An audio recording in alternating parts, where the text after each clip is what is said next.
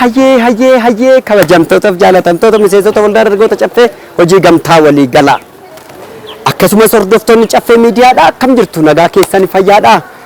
Baga jala bultii ayyaana hiikaa faasigaa keechan jechaa.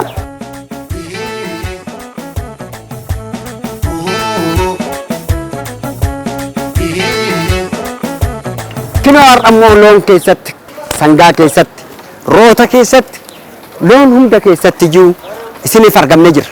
Kuni kaa amanamuun amma dadhabamutti mooraa waldaa dargaggoota caffee hojii gamtaa waliigalaa keessatti argama.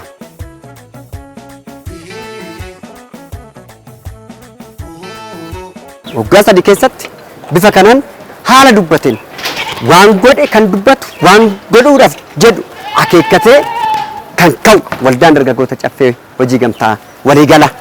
Kanaaf waldaan keenya sangaa, hoolaa, re'ee, lukkuu, hanqaaquu, hayba, dhadhaa bifa kanaatiin xaafii waan hunda isiniif dhiyeessaa jira.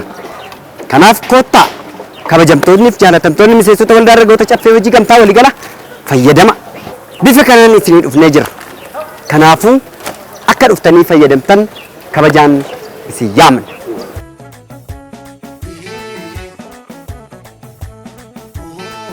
Hundi isaatiyyuu loon 200 ol, ro'oota 7,000 ol isiniif finnee jira. Koottaatii fayyadamaa. Lukkuu 7,000 ol galchaa jirra. Hayba kumtaala 15 ol galchuutti jira. Amma ta'e galee jira. Ani isinii ta'u garuu dhabame guutee jira. Isin raafa ormaafuu ta'a.